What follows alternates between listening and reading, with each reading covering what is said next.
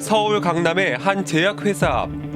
낙태를 반대하는 한 시민단체의 시위가 또 시작됐습니다. 대하생명 다 죽인다. 낙태약물 철회하라. 철회하라. 철회하라. 매주 목요일마다 이곳에서 이렇게 시위를 하는 것. 이 제약회사가 임신 중단 약물, 즉 먹는 낙태약을 국내에 도입하려 한다는 이유였습니다. 먹는 낙태약은 단순한 의약품이 아닙니다.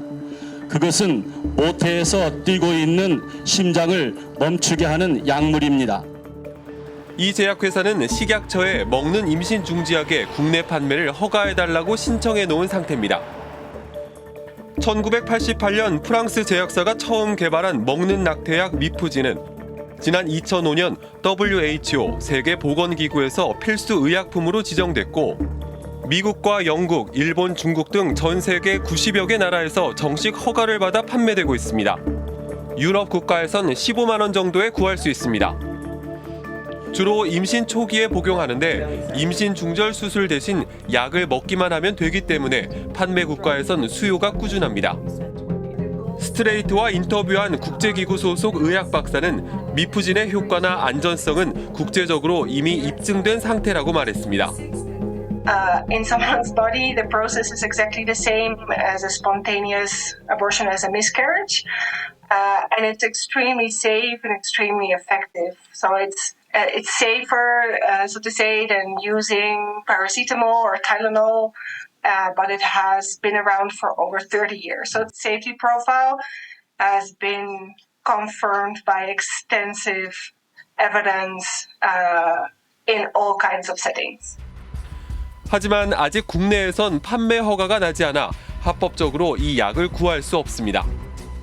문제는 이런 상황을 틈타 불법적인 거래가 광범위하게 이뤄지고 있다는 겁니다. 스트레이트는 먹는 임신 중지약을 판매한다는 한 인터넷 사이트에 접속해봤습니다. 100% 정품, 직수입 제품이라며 상품 정보와 가격 등을 자세히 소개합니다. 사용자들의 복용 후기도 상당수 올라와 있습니다. 문의는 전화로는 할 수 없고 텔레그램 등 SNS로만 가능했습니다. 텔레그램을 통해 문의해봤습니다. 임신 15주 차라고 하자 비용은 95만 원, 택배로 5일이면 받을 수 있다고 안내합니다.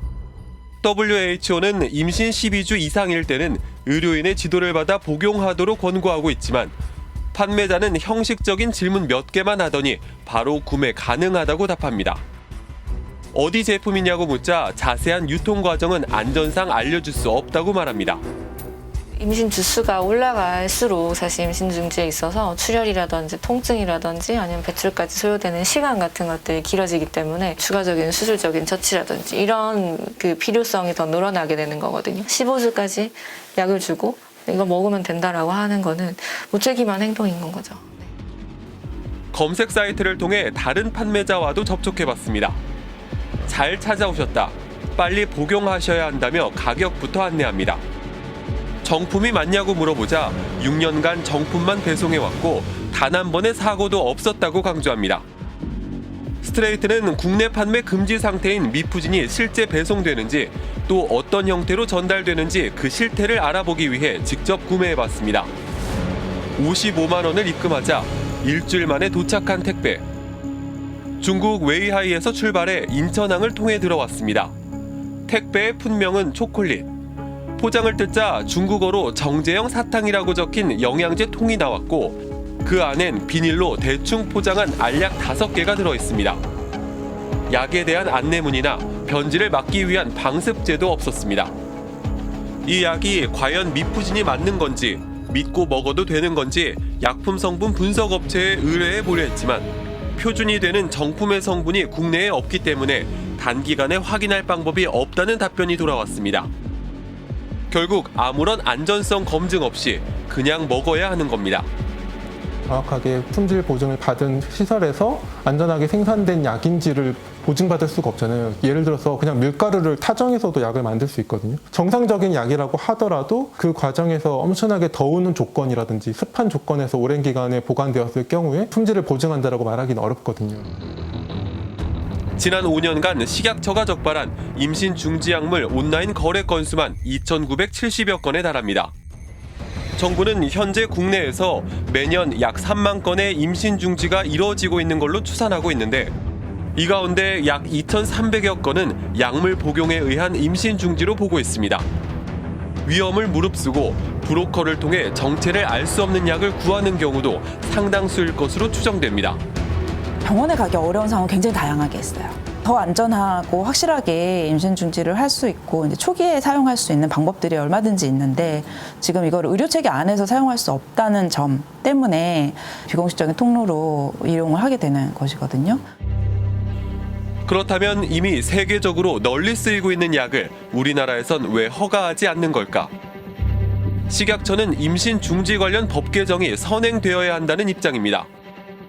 현행 모자보건법은 임신 중지가 가능한 요건들을 제한하면서 임신 중지 방법에 대해선 수술이라고만 명시하고 있습니다. 하지만 지난 2021년 이후 식약처가 받은 6건의 법률 자문 중 4건은 법 개정 없이도 임신 중지 약물 허가가 가능하다는 내용이었습니다. 추진을 하게 될 것으로. 가능하다고 심사 가능하다고 나오잖아요. 그 얘기를 하는 거예요 지금. 근데 그 의견이 조금 다를 수 있다라는 그런 부분들이 좀 있어서요. 식약처는 법률 자문은 정책 검토에 참고할 목적일 뿐이라며 여전히 법 개정이 우선이란 입장입니다. 식약처 내부에서 욕을 먹지 않으려면 눈치를 잘 봐야 되잖아요. 그러다 보니까 눈치 보기의 결과가 이 임신 중지 약물을 도입을 지연시키고 현재 의사의 처방을 받아 미푸진 등 임신 중지약을 복용할 수 있도록 하는 모자보건법 개정안이 여러 건 발의돼 있지만 기독교를 중심으로 한 종교계의 강한 반대에 부딪혀 있습니다. 자식을 낳은 사람이 어떻게 뭐 그런 법을 발의할 수 있느냐, 거의 욕과 가깝게 느껴지는 정도의 말씀을 하시는 분도 계시고 팩트체크를 해서 설명을 드려도 이걸 받아들이지 않으시고 법 개정이 지체되는 사이 여성들은 검증되지도 않은 그리고 검증할 방법도 없는 음성적인 임신 중지약 거래에 무방비로 노출되면서 건강과 안전을 위협받고 있습니다.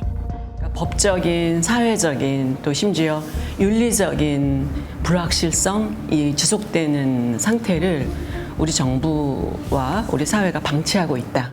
아직도 우리 정부와 우리 입법부는 낙태죄가 있었던 형법의 시대 그대로 살고 계신 것이 아닌가, 솔직히 저는 그렇게 생각합니다. 지난 2019년 헌법재판소는 낙태죄의 헌법 불합치 결정을 내렸습니다.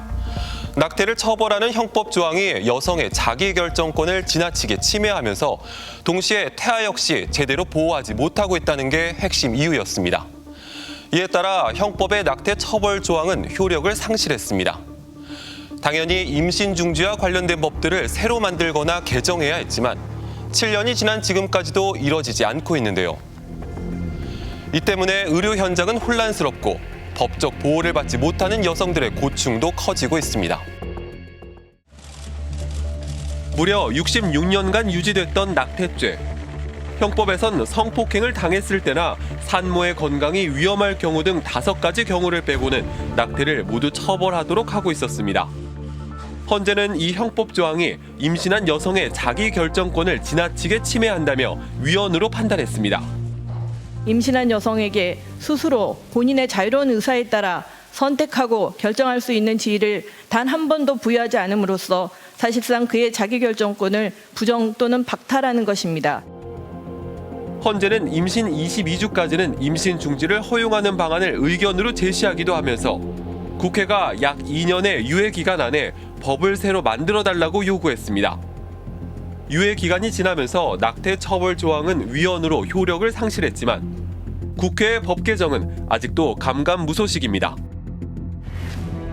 임신 중지, 즉 낙태는 합법인 건지, 가능하다면 언제까지 가능한 건지, 임신 중지 사유의 제한이 사라진 건지, 모든 게 불분명해 의료 현장에선 혼란이 계속되고 있습니다.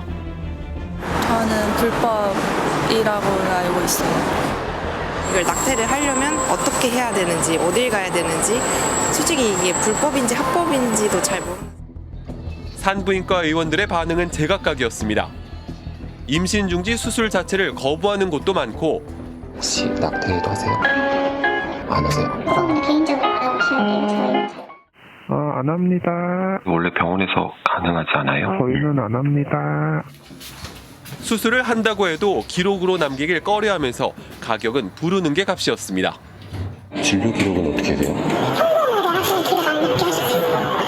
그것도 비용은 어느 정도지만 10만 수술비만 그 정도 드시고 저희는 한 15주, 14주, 15주까지밖에 안 해요. 근데 금액을 계속 떼주시는 거예요. 이렇다 보니 산모들끼리 아름아름 병원을 물으며 전국을 헤매는 경우가 많습니다. 3년 전 시험관 시술로 그토록 원했던 아이를 임신했던 40대 김지영 씨. 하지만 임신 20주가 됐을 때 태아가 다운 증후군 확정 판정을 받았습니다. 이 아이를 끝까지 책임질 수가 없다는 생각이 너무 컸어요.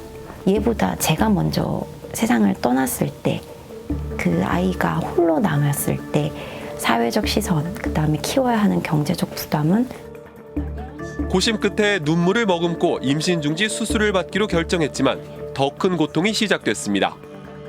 우선 다니던 산부인과 의원에서 수술을 거부했습니다.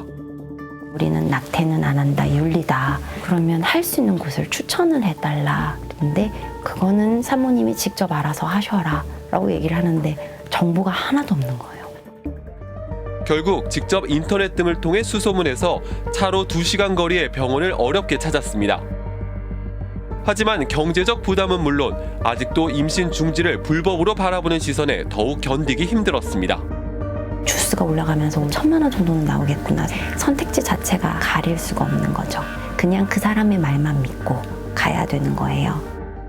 의사의 거부권은 개인의 신념이나 어떤 진료를 하는 데 있어서의 개인 의사의 소명 같은 여러 가지 복합적으로 하는데 다른 병원을 제한을 한다든지 아니면 다른 대안을 줄 수 있는 그런 것들을 조금 제도적으로 보완을 해야 접근성에 제한이 안 생기겠죠. 건강보험이 적용되면 30만 원 미만의 비용으로 가능하지만 현재 건강보험은 낙태가 불법이던 시절에 예외로 분류됐던 상황, 즉 성폭행 등 5가지 사유에만 적용되고 있습니다. 유엔의 여성차별철폐위원회나 국제기구인 세계보건기구 등에서 임신 중지를 비범죄화하고 접근성이랑 의료 서비스 공공성 보장을 위해서 반복적으로 권고해 왔거든요. 저희가 봤을 때 명백하게 정부의 직무유기이고 정치적 책임 회피의 결과라고 봅니다. 도대체 왜 법 개정이 이루어지지 않는 걸까? 스트레이트는 국회 보건복지위원회 소속 의원 22명에게 헌법 불합치 결정 이후의 입법 공백, 모자보건법 개정에 대한 입장 등을 물었습니다. 더불어민주당 7명, 조국혁신당 1명 등 총 8명이 서면 답변을 보내왔고 국민의힘 의원들은 아무도 답하지 않았습니다. 보건복지위 간사로 계셔서 혹시 그 의견을 여쭙는 질의서를 보내드려도 될까요? 다음에 좀 하겠습니다, 저희. 아, 그럼 아예 질의를 안 받으시... 예. 답변을 한 의원들은 입법 미비로 여성들이 안전하지 못한 환경으로 내몰리고 있다는 점에 공감하면서 22대 국회에선 법안 개정을 추진하겠다고 밝혔습니다. 법안 마련이 지지부진한 이유에 대해선 다양한 이해관계에 첨예한 대립, 정치적 부담이 큰 사안으로만 인식하고 있는 정치권의 태도 등을 꼽았습니다.